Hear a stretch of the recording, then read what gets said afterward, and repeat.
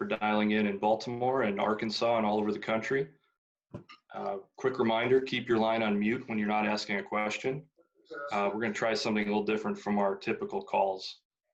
We're actually going to open up your microphone for you when it's your turn, so don't even feel the need to touch your mute button. Yeah, just leave it closed. We will provide audio and video of the call afterwards via email. So if you don't want to record now, we can provide that to you also. If anyone's on the phone, we're going to get to you afterwards. But if you have a question, please open the chat box and enter your name and affiliation and wait to be called on. We're going to go in the top 6 order and then any requests after that. But with that, we're joined today by Orioles first round pick, Heston Kjerstad, out of the University of Arkansas. Welcome to the Orioles. We're going to start with a brief statement from Heston, and then we will open it up to questions. Heston? I'm just excited to be a part of Birdland now and, embark on my next journey of professional baseball. And, right now I'm just stoked to be a part of the Orioles, and it's a dream come true for me. Great, thank you. First question from Rock Kabako, MASNsports.com, followed by John Mioli. Rock? It seemed like every mock draft out there had the Orioles taking somebody else. Had you given up hope on going second overall, or did you feel all along that was a real possibility based on the interest they showed you? They showed quite a bit of interest, and, they had said I was still in consideration for their number 2 pick going into the draft today. And, I wasn't really trying to get my hopes up for any pick. I was just waiting for the phone to ring and see what happened. And sure enough, after the Detroit Tigers turned in their pick, phone rang, and it was the Orioles, and they wanted to pick me with their second pick. And, man, I couldn't say yes quick enough to that. Next up, John Mioli, Baltimore Sun, followed by Dan Connolly. John? Hey, thanks for doing this. Congrats. I was wondering, I'm sure you had a lot of interactions with the Orioles, their front office. I know Ken Guthrie's known your family for years. What stands out about your interactions with them over the last few months, year, that led to this point? They would probably be able to tell you more on that, but in my opinion, I think it's obviously I bring a lot to the table baseball-wise, but I think for them, the makeup is what really helped me push me along on their board, the type of kid I am, and also Ken Guthrie's known my family forever, so they really know where I come from. And then also Mike Elias, their GM, had taken the time to get on a Zoom with me to understand the type of kid I was and also understand how I play the game and my approach. And obviously I think that Zoom went pretty good with him and convinced him to have confidence in picking me. Next up, Dan Connolly, The Athletic, followed by Joe Trezza. Dan? Yeah, Heston, first of all, congratulations. And secondly, obviously, we can read the scouting reports on you and left-handed power and everything else, but I'd like to get kind of a scouting report on you by you. What kind of player are Baltimore Orioles fans going to see? Man, I'm going to be an impact player for sure. And I bring a left-handed bat and a lineup that has power to all parts of the field, left, right, and center. And, I also bring a good glove to the outfield, whether it's left or right or wherever they put me. I'll be a solid defender. And then also one of the things that really contributes to helping a team win, which is the most important thing, is my camaraderie that I'm able to develop with my teammates, and the type of teammate I am to them really will be a big part for me in the clubhouse. Next, Joe Trezza, MLB.com, followed by Rich Dubroff. Joe? Hey, Heston, congratulations, and thank you for doing this. I want to just piggyback off Dan's question for a bit and ask you, is there any one player that you modeled your game after? And who were some of the people who were influential to you, whether it's on the field or off the field growing up? Your first question, modeling my game after a player, I never I never tried to pick one player to play like, because I knew I brought different attributes or my strengths were different than that player. So I just took a little bit here and there from certain players, whether it was watching videos of Barry Bonds, King Griffey, Mike Trout, and just learning what all those guys do so great and what I can do to reach that level. And then, the most influential people in my life were my parents. They influenced me my whole life. They gave me every opportunity, drove me to every tournament. My dad always threw me BP when I'd drag him out to the cage all the time and take him up to the field. And I always just wanted to hit. I'm pretty sure I owe him a new shoulder from how much he threw. But, he was always more than happy to do anything and everything he could for me. And I'm more than thankful for them doing that. Next up, Rich Dubroff, BaltimoreBaseball.com, followed by Steve Molesky. Rich? Hey, Heston. How much do you know about the Orioles? How much do you know about the players on the team, how the organization is run, and the ballpark? If I'm going to be honest, I don't know too much, but I'm sure over the next little bit, next few days, I'm going to be doing a lot of research on the players, the ballpark, the minor league system, and all that, and get to know them. And, I already know a few of the minor league players because I played with them. Blaine Knight, played with him my freshman year. And then also Grayson Rodriguez, played with him in high school over the summer. So I know a few minor leaguers. And then on how their minor league systems run, I think they run the best minor league system and all of baseball with Mike Elias taking over and everything. I think he's really does a good job in player development, and I can't wait to get started. Next up, Steve Molesky, MASNsports.com, followed by Matt Doolin. Steve? Heston, we've heard a lot of good things about your play, and you touched on your power. When you analyze your game, what are one or two things that still needs to come a little bit that you're working on? And secondly, the business part of this, the signing part, do you expect that to go quickly and smoothly? I feel like I need to improve on all parts of my game if I want to be the impact player I want to be, whether it's maybe hitting for more power or hitting for more average. And, probably the most important thing to me is plate discipline going forward, just swinging at the right pitches at the right times, everything like that. Going forward with signing, we'll just see how it goes. I'm sure it may be impacted a little bit with everything that's going on through all this virus stuff, but I'm excited to get started on this journey. Next up, Matt Doolin, NBC Sports, followed by Ty Richardson. Matt? Yes. Hey, Heston, congratulations. Non-baseball question for you here. Your dog is going viral right now for the reaction when you got selected. What's your dog's name? What's your dog mean to you? And just have you watched that back yet at all? One of my friends actually showed me the ESPN one that blew up before I did this interview of my dog reacting. And it's actually my parents' dog, but it's basically mine now since I've been back over break. I became her favorite. And her name's Oreo because when she was little, she had a black head and then she had a black spot on her backside, and she looked like a double stuffed Oreo. So we just went with it, and I guess she was just feeding off everyone's energy in the room and also got excited.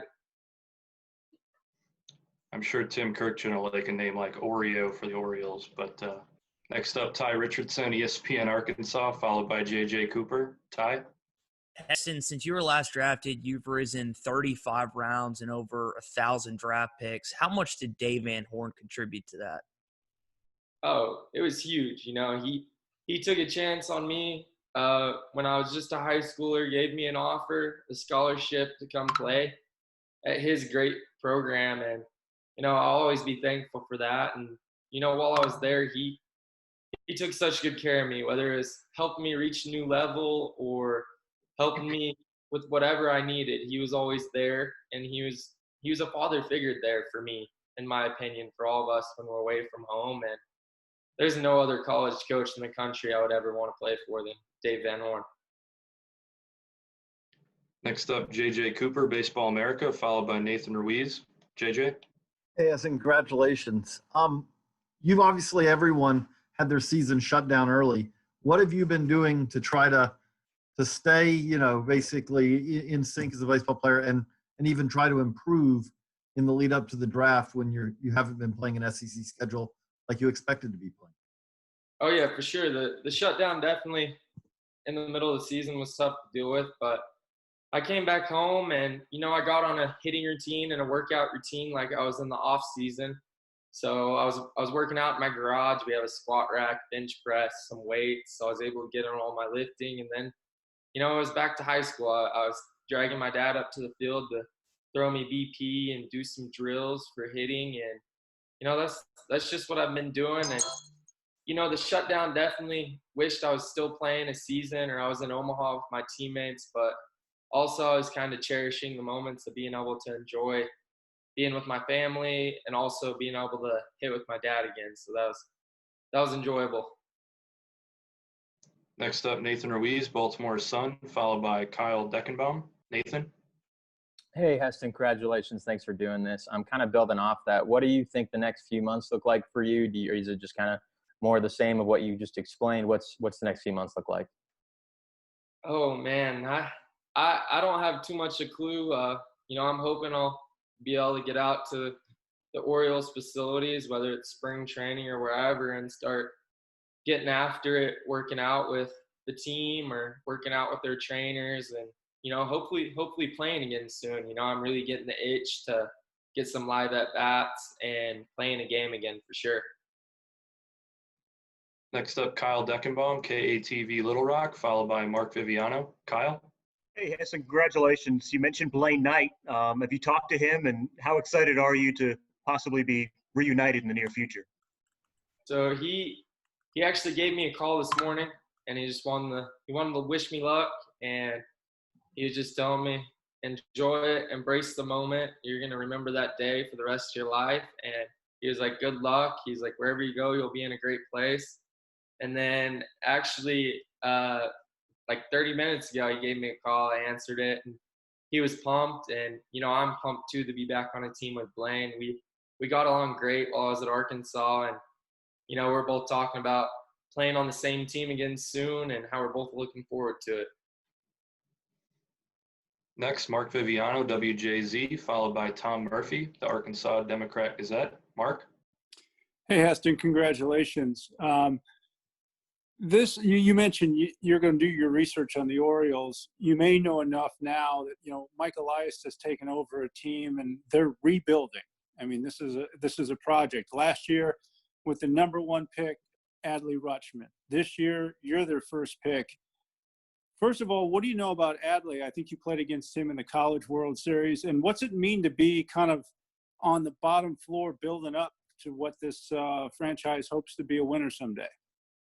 Man, start off with Adley Rutschman. Dude's unreal player. He's a hitter that can do it all and a switch hitter too. And he rakes from both sides of the plate with average, power, whatever you need. And then on top of that, he's a catcher, and that's an unreal, set of tools right there for a catcher or any player. And, that's obviously why he went 1-1 last year. And, excited to get started with guys like that. And, on the rebuild of a team, it's just getting up there and helping the team turn around and start winning games again. And, I think with a guy like Mike Elias at GM, he really knows what he's doing. I did a little bit of research on how he turned around the Astros and how he was a big part of all those draft picks of Carlos Correa, Alex Bregman, and all that. And, I think he's doing the same thing with the Orioles. Next, Tom Murphy, Arkansas Democrat Gazette, followed by Andrew Gillis. Tom?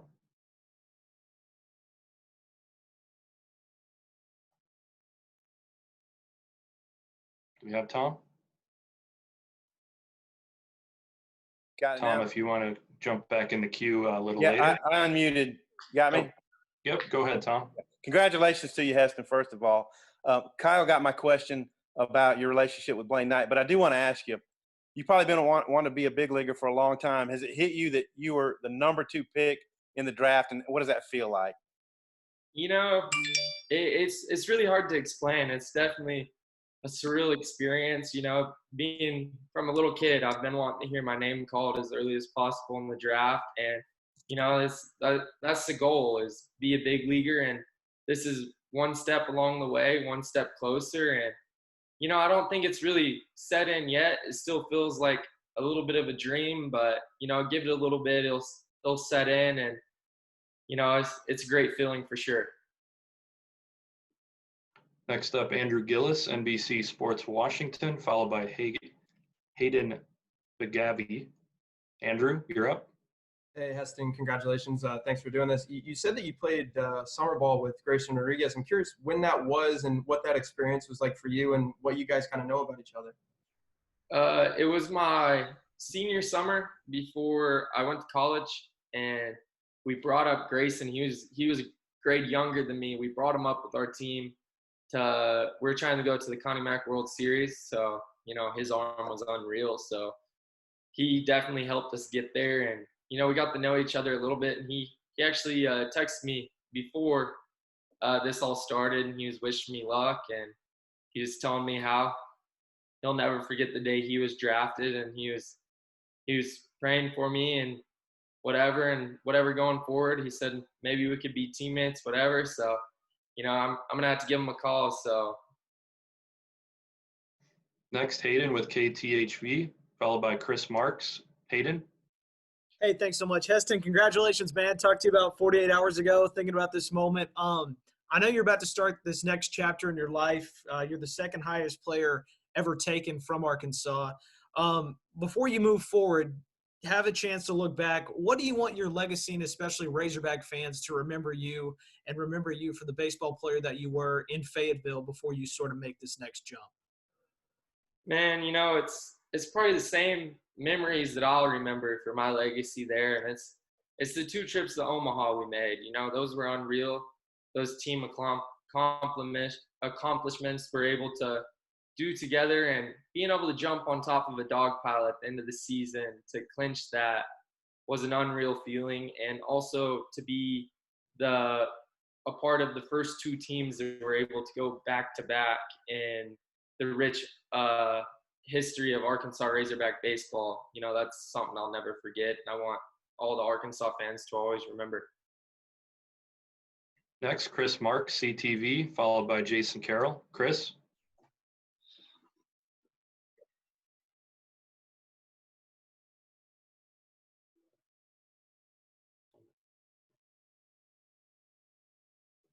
Chris, I think you're still muted.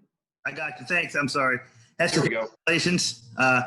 Obviously, earlier you said you didn't know much about the Orioles, but obviously you've seen Camden Yards. As a left-handed hitter coming to that ballpark, staring at the warehouse for a second, for you once you step on the field up here in Baltimore. Man, you know, I've actually seen videos of some big leaguers hitting some home runs off of it. You know, maybe I'll be able to put a few off of it one day. Next up, Jason Carroll, Big Trail Nation. Jason. Hey, Heston, how much do you think you have to prove being that number 2 pick? I've seen a lot of fans on social media question it because they thought Austin Martin was going to be the guy. Do you think you have something to prove when you go in, whatever level you start and as you work your way to the big leagues? You know, I always have something to prove every time I go out there on the field. And, you know, I'm just going to keep playing baseball how I always have, because when I went to Arkansas, you know, there was a lot of people that thought I shouldn't have been there. When I started as a freshman, they thought I shouldn't have started as a freshman, and I proved them wrong. And then same sophomore year, they thought it was 1 year luck and proved that wrong. So, you know, it's just another thing. And, you know, people can just sit back and watch, and I'll keep doing my thing. And I'm pretty sure I'll slowly change a lot of minds, and they'll realize why my name was called so early if they don't understand now. Next, Stan Charles, Press Box Online. Stan. Hold on. We got you. You got me? Okay. Heston, first of all, congratulations to you on being the number 2 pick in the entire draft. I want to ask a young player like you, I'm kind of a dinosaur. I've been around in the media 30 plus years. Whether young players today are, how receptive you are to analytics and how much of that factors into how you play the game. You know, it definitely plays a part because there's a lot of stuff you can learn from technology, whether it's how a guy pitches or certain pitches he executes better with. And also it's great to use for your swing to analyze how the ball's coming off your bat, how your swing's going through the zone and everything like that. But, you know, I use it a little bit, but I don't overuse it because at the end of the day, you got to have a feel for what you're doing out there, because once you get in between the lines and you're playing the game, it's you and your bat or you and your glove, and you got to be able to figure it out on the spot and get the job done. All right. If there's anyone who's dialed in on the phone, please open your mic and say your name and affiliation before your question. Anyone on the phone?